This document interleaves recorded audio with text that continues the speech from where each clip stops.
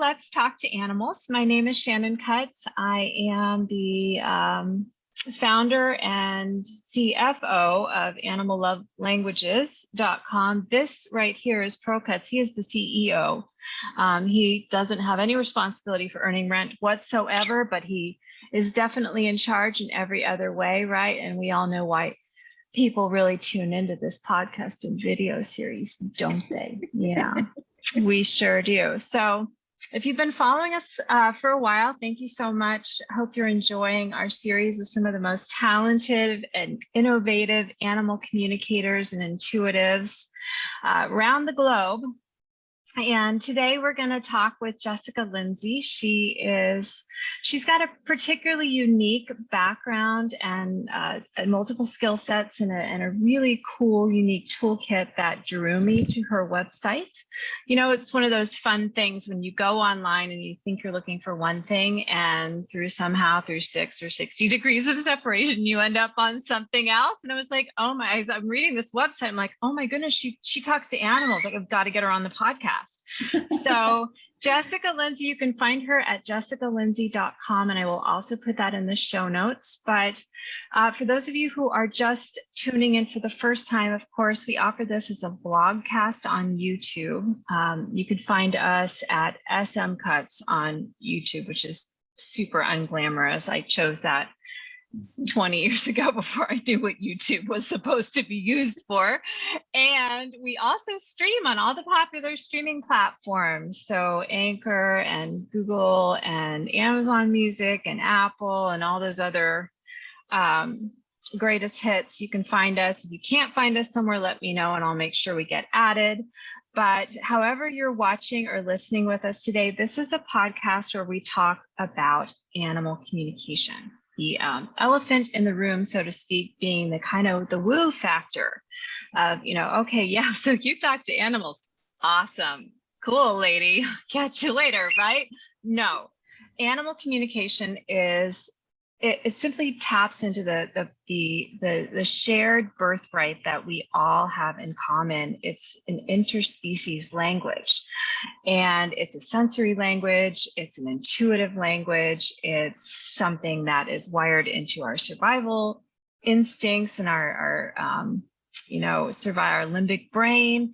There's all kinds of ways of accessing it, and human animals we're kind of late to the party because, of course, we haven't really gotten any formal training or even introduction to interspecies communication. So it's often happening with our own animals, even with the wildlife around us, and we just don't know it. And so this is really a podcast about kind of bringing us up to speed.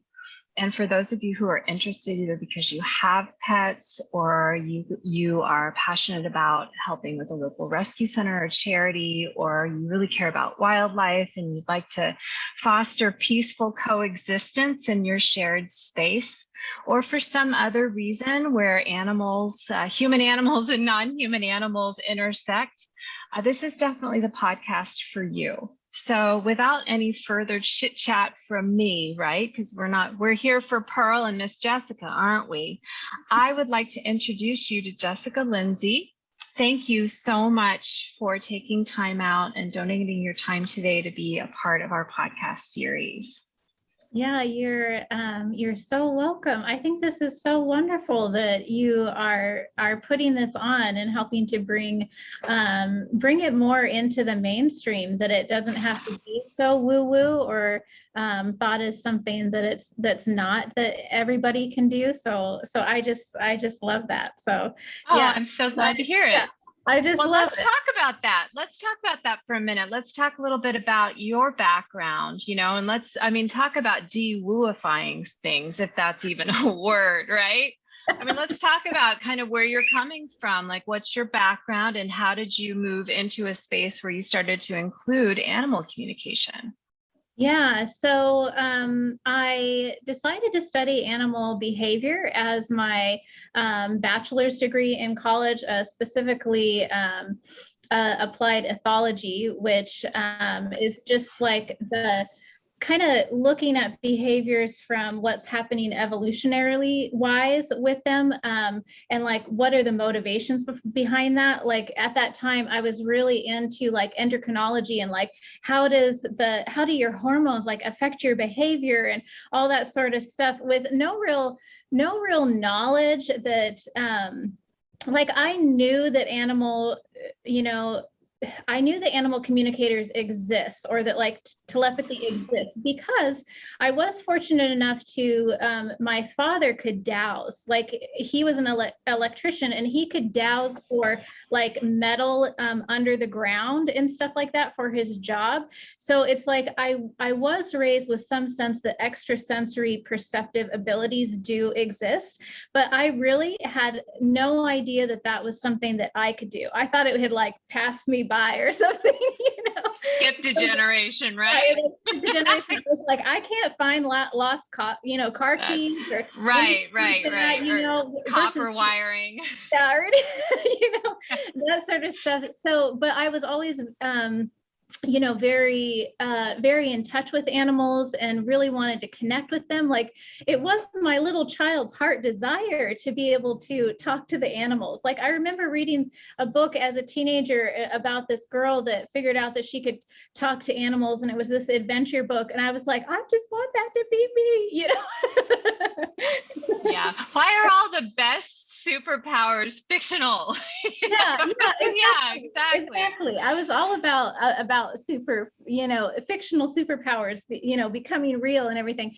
But I really also was like very foundationally in science and like the scientific method and being able to prove things and not just having anecdotal evidence or anything like that. And then as I was working as a veterinary technician, and I ended up working a lot in emergency veterinary surgery and also just like high risk surgery and everything. And I found that as I was going through that, there came a period of time in my life where I just felt like I needed some sort of healing for myself. Like I needed some kind of healing to help with physical stuff. I had been a dancer my whole life. There had been some stuff that just nobody was ever able to kind of figure out. And there was this one moment where I just had this one day where I was like, I need an energy healer. I don't even know what that is, or if that will help, but it was like, I need that in my life for some reason. And then there ended up being a lady who came into my Latin dance technique class that I was teaching at the time. And then she, after a little while getting to know her, she asked me if we could do a trade, that I could teach her lessons. And she was a massage therapist. And the first time that I went in there, I found that she wasn't just a massage therapist, that she was an energy healer. She was an intuitive. She knew things, about me that I didn't know that anybody could know. And so then that just created this whole journey for me of recognizing. It was like, like she was a little catalyst for me to recognize like, oh, there's something else I need to explore. And then I started on the path of taking intuitive development classes, and I was like the student that was like diving in, like other people were getting overwhelmed by stuff and everything, and I'm like, more, let's do more, I can do more, I can, like I don't know, I just really was like willing to jump down the rabbit hole, even though at times I was scared.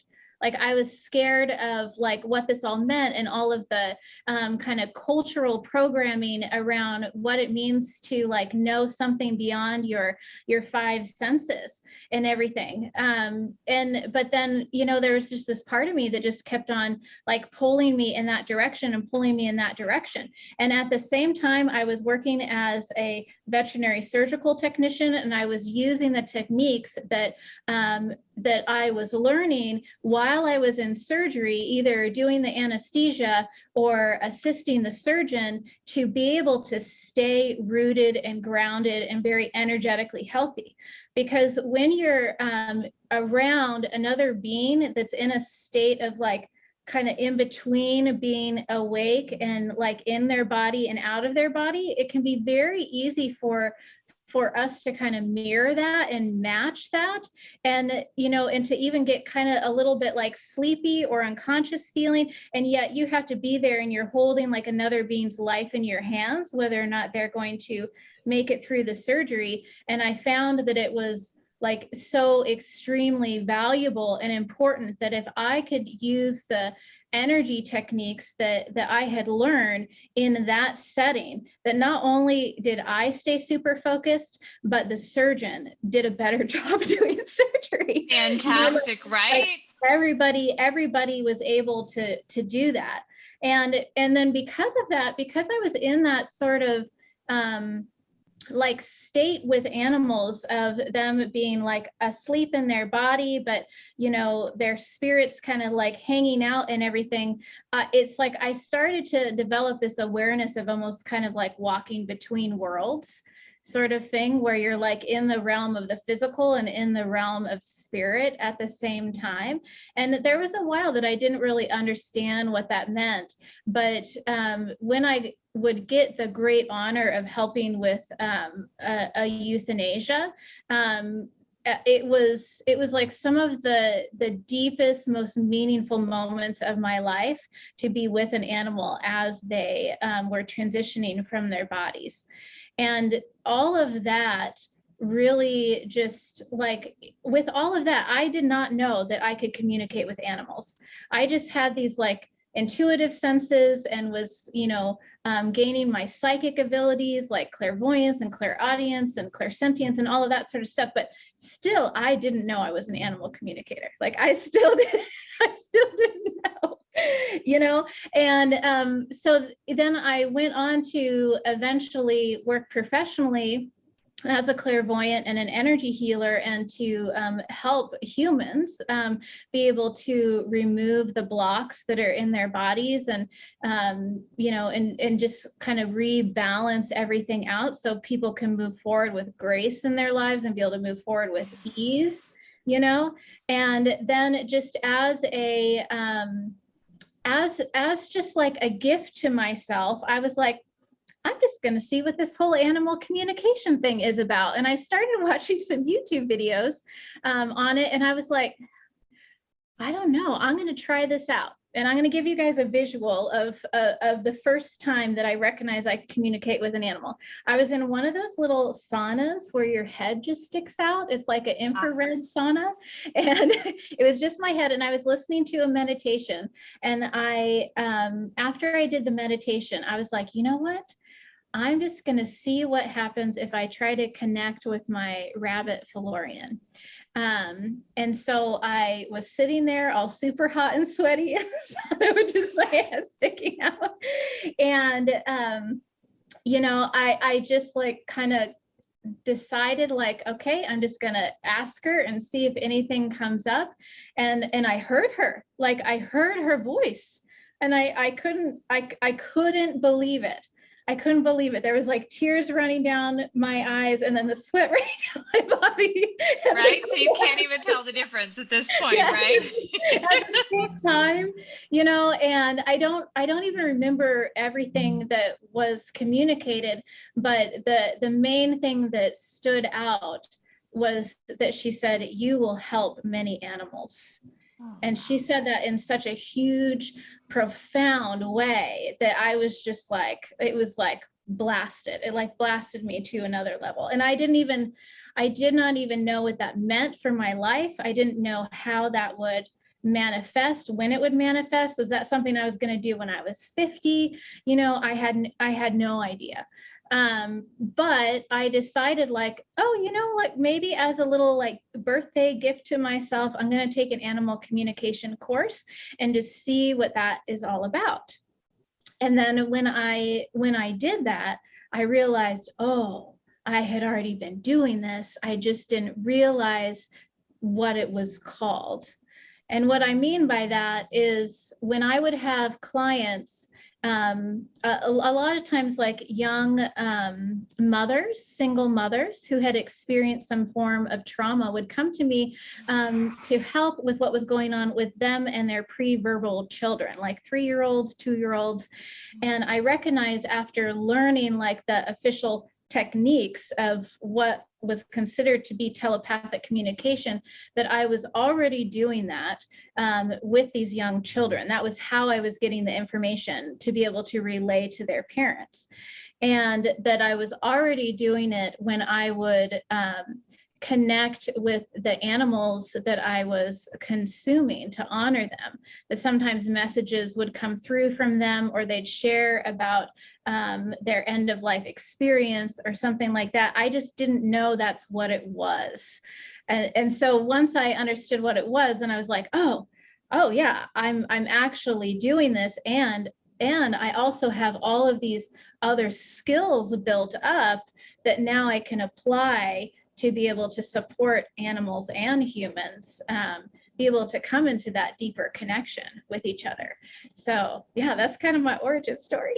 It's incredible. It's incredible. And the thing that sticks out to me the most is just, you having to kind of figure it out by yourself and kind of almost back into it, because there are so many other, I remember, 10, 20 years, I was first Reiki trained, I think it was 30 years ago now. Speaking of being 50, that's right where I'm at. And so, back in my 20s when I went through Reiki 1 and 2 certification for energy healing, and I didn't even know what it was. I was just a part of a yoga and meditation group, and and it was all very, very fringe back then, right? And so coming back around to it now, there's so many offerings, there's so many different options, there's so many teachers, so many more people know about certain branches of energy healing, and somehow animal communication, interspecies communication, the energetic influence that we have across species seems to almost be that last frontier of woo-woo-ness. And yet it's the way that we lived before these little guys. Those of you who are listening and not watching can't see me holding up my 4th pet, my iPhone 6, 7, 8, I don't even know what version it is, with its little glittery case and its little, and all of the little accessories we have for it. Before we had temperature control, before we had artificial lighting, before we had all of the things that help I use the word help very, that may not be the right word to use, but that serve to separate us from the rest of the conscious beings on our planet, beings who also share a spectrum of emotions, who share instincts, who share the ability to communicate across 6, if not more, senses. And we've started to feel so separate that now we kind of have this pet culture where we have 1 or 2 or 3 animals that we kind of keep in our world, and they have to kind of adapt to our way of life, and they have to cope with our temperature control and our artificial lighting and our, the EMF waves from all of our electronic devices and all of the other things that are going on, because we're desperately trying to reclaim this sense of ourself as being connected to everything else on this planet, on our home. We are more alike than different. We always have been. We always will be. And I truly have started to really come to believe that it's extremely painful when we forget, painful to the point where sometimes our subconscious will take matters into its own hands, like it did for you in that infrared spa. You finally just kind of gave it a shot. Mm-hmm. Let me just try it. And that's really, those of you who are listening today, who are watching today, maybe you've never had an experience of this before, but obviously we're 20 minutes into it and you're still listening, you're still watching. So there must be something resonating, right? Because otherwise you wouldn't be listening or watching a podcast called Let's Talk to Animals. You could be, get fit in 30 steps a day, or, retire at 50 or whatever it is. There's so many options out there, and here you are. So maybe it's time to just give it a try, to just take that first step across that interspecies threshold. It's not a barrier.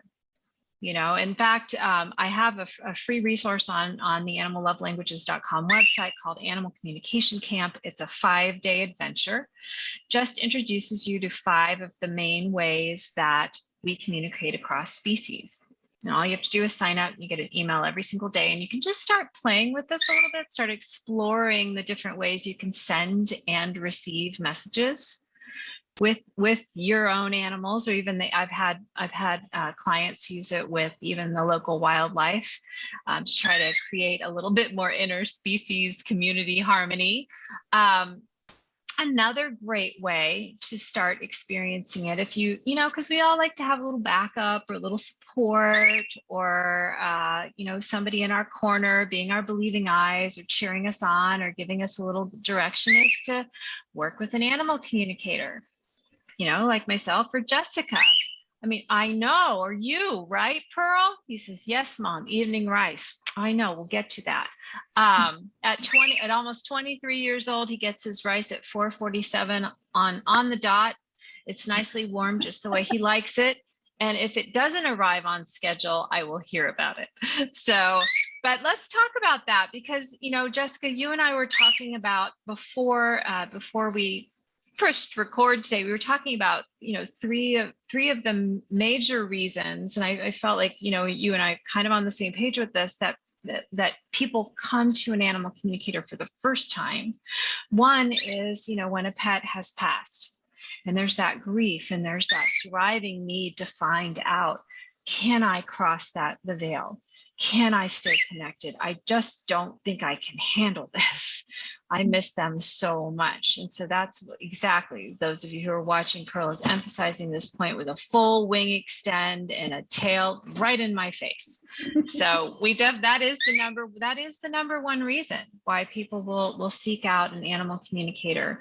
The second one I would say would be, and I actually didn't include this before, it's just coming to mind now, Jessica, is lost animals. I just went through this with my box turtle, Bruce, and let me tell you, anyone who worked with lost animals heard from me, because we definitely don't want to try this at home with our own animals when we're in kind of a heightened emotional or even a panic level state, and we really need one another at that point. That is not the time to learn animal communication and dive in. That is the time to reach out for help immediately, and we are here for you. Another reason is, so-called problem pet behaviors. Whether they're trauma-based, which is of course in your wheelhouse, Jessica, or they are health-based, which is also in your wheelhouse, or they are, perhaps mirroring or modeling the human in the equation. Of course, the person we often think, oh, can you just fix my animal, please? It's like, have you ever occurred to you that your animal is just fine? Which is why I really love that you're seeking out. It's like, wait a minute, maybe I need, an energy healer, an energy worker, a light worker to help me stay balanced, because when somebody we love is affected, especially if there is a behavior issue, there is a trauma, there is a medical, there is something going on with the end of life transition, we're going to be affected by that. And we are not in this space to make good decisions. We're not in this space to think clearly. We're going to need that support. So, let's throw out a scenario here. Let's say somebody is facing kind of one of these issues. Like, let's just say it's a more serious health need, or even something that maybe could be leading into a transitional issue. And it's like, how would you work with someone like that, first meet, and you're connecting, and, some of the recommendations for the animal and for this unit, this human and animal, this relationship that is in crisis right now. Like, what would you recommend to somebody who may be listening and is going through this right now? Yeah. So, like for my business personally, I offer a couple of different ways that people can get the information. They can either do like a phone or Zoom session with me, or they can do like a session where I just communicate with the animal on my own and email the transcript of everything that is happening. So I think when it comes to potential end of life transitions and that sort of stuff, that I want for the humans to do what's going to feel the best for them in terms of managing and honoring their own emotional states and wanting information and wanting to do what is best for their animals. You know, like someone doesn't come to an animal communicator unless they really do hold deeply within themselves to have the best intention for the outcome for this other being that has been a huge part of their life and a huge part of their growth and their opening to love and everything like that. So, you know, I think, and because I do come from a trauma therapy background and stuff, I really want to hold both the animals and the people in a space where they really feel like they can experience everything that they need to experience and to be able to work through that and move through that. I find often with the animals themselves that if it is indeed a situation where they will be transitioning from their bodies and, you know, rather soon, that there can be a lot of desire for them to get across what they really want to get across to the human that has been in their life, and that they have the, you know, some of the wisest and most valuable insight that any human could ever experience can come from these other beings, such healing and loving insight. So I think what is good for you know, us as humans to understand is that sometimes the animals will so strongly want to communicate something about their human that they may delay talking about their own physical symptoms and what's going on with them until they can get across the message that they want to get across regarding their human's well-being, the healing that they want their human to have, the next step that they want their human to take.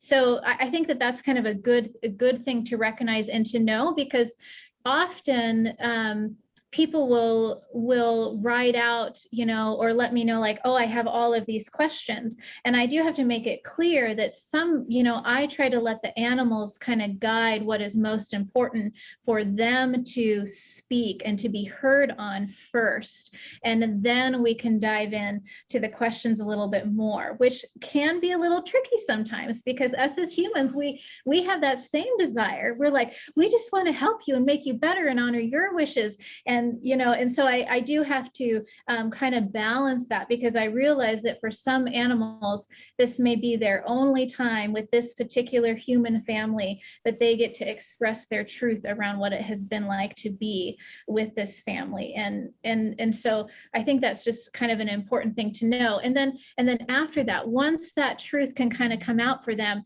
then I find at least that they are able to then drop into their feelings of their own body and share what is going on, and be able to give information about what it is that they want, what it is that they don't want in terms of things like veterinary care or how they want any end of life transition things to happen, whether it is that they want to pursue a surgery or not. Those are the sort of things that we can dive into afterwards. But it's just like holding anyone's precious like emotions and experience, that there has to be that opportunity for that to happen first, and for both, you know, the animal and the human to be held in the experience of what that is first, before we can kind of dive into what are the next steps in that journey.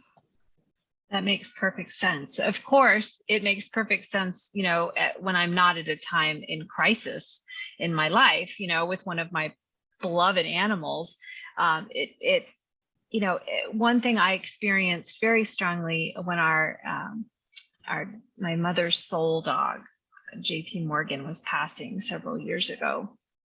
And I convinced my mom and dad to hire an animal communicator so the three of us could talk with JP Morgan and find out, you know, what was going on with him, what his wishes were in terms of, are we going to pursue another invasive surgery versus are we going to look at palliative care and you know, an easeful transition. And there was such a desire to kind of micromanage the process on our end, exactly what you were sharing, writing out all the questions and wanting to get it just right and wanting to do a perfect job, because sometimes that's how we love, especially when we're in crisis. But just inviting this objective voice into the conversation, who didn't have that attachment, wasn't in crisis mode with us, and was able to mediate and be that bridge of communication.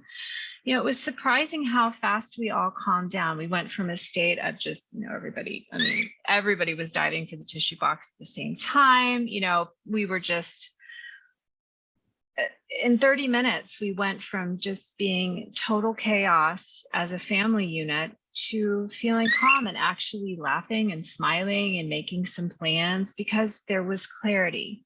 We had heard what JP Morgan wanted, and it's a difference between, you can listen to a podcast, and I'll just say this, I know we have to wrap up because you have a busy schedule, Miss Jessica, but I'll just say this, there's a difference between, kind of thinking through it with our logical left brain mind and going, yeah, I don't really believe this works, or yeah, maybe, or, maybe only if this happens, or yeah, well, maybe I'll refer that to my sister. She's always been a little wonky anyway, versus giving yourself the opportunity to actually have an experience of it.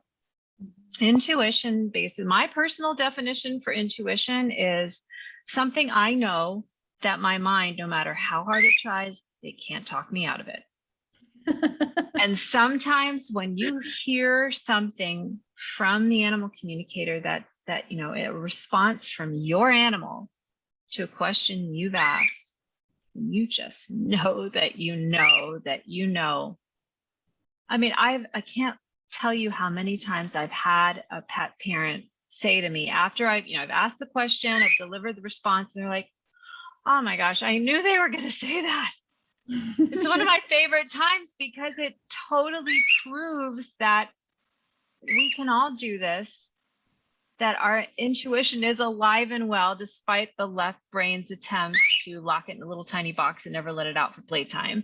And it also proves that what the work that you and I do, Jessica, it has so much value, because again, we're stepping in a moment where there's something going on with this relationship, and we're just there to kind of help each party hear clearly and breathe a little more deeply and take some time and consider a different perspective. But I will tell you this, when you hear from your animal, and you can lay awake all night, your left brain can throw everything it has at this knowing, and it won't be able to talk you out of it. And there's no substitute, is my point here. There's no substitute for giving yourself the opportunity to experience animal communication firsthand. And the fastest way to get up and running truly is to actually work with an established animal communicator. And then you can decide, kind of what you want to do with it, or you can wake up and go, wow, I kind of always have been doing this, or whatever path, or just use it as needed. But I just want to encourage you, if it's on your bucket list, or if you're even thinking of putting it on it, it's pretty easy to give yourself this gift, especially if you've got holidays coming up, birthday coming up, it's an easy bucket list item to check off. It's pretty darn cool, and it's definitely an experience worth having. And you might just discover that you don't know yourself as well as you think you do. There is one of my teachers, Sonia Chapet, she always says, never assume that you know anyone else, including yourself. So I'll leave you with that thought.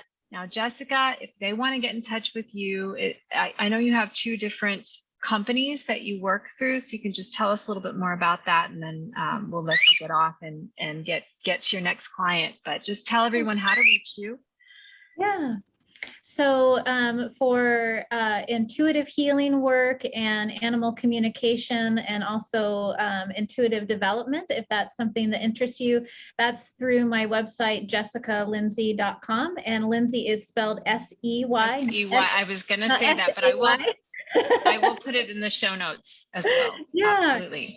And so, like, kind of my specialties in that realm is really about bringing both animals and humans back into alignment with themselves and into wholeness with themselves. And so a part of that, and one of the reasons that animals often will kind of nudge their humans to get in contact with me is related to like energetic interference that actually might be either in the human or the animal that needs to get cleared out, so that the animal can live its fullest and best life, and or the human, depending on who I'm working with.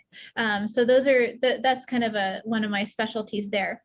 And then if you are more interested in like the movement side of just self-care and self-healing, I'm also a trauma-informed yoga therapist and a yoga teacher, and I also teach a ballroom dancing, and that website is edgemovementarts.com. And so that's where I kind of blend movement modalities with intuition and self-knowing. So that's also a fun part of my life. So I do both of those things. That's how I keep myself balanced, is to make sure that I have movement modalities that heal me and keep me grounded and playful, so that then I can do the deep work of holding the space to be able to support those in my intuitive and animal communication practice.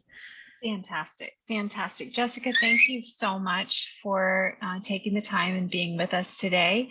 And for those of you who are interested, we have the whole podcast series, a wonderful, wonderful lineup of super talented animal intuitives, communicators, and healing artists over at animallovelanguages.com/podcast, or of course you can find us over on YouTube, and you can actually get the link to the YouTube as well as links to some of the most popular streaming platforms over at the website as well. So have appreciated being able to share a little bit of your time and your attention in your day. It's a busy, busy world out there, and we're grateful to have this connection and to share with you our deep, deep love for interspecies harmony and connection. Okay. Bye for now. Thank you again, Jessica, and we will be back next week with another wonderful episode. Okay, take care.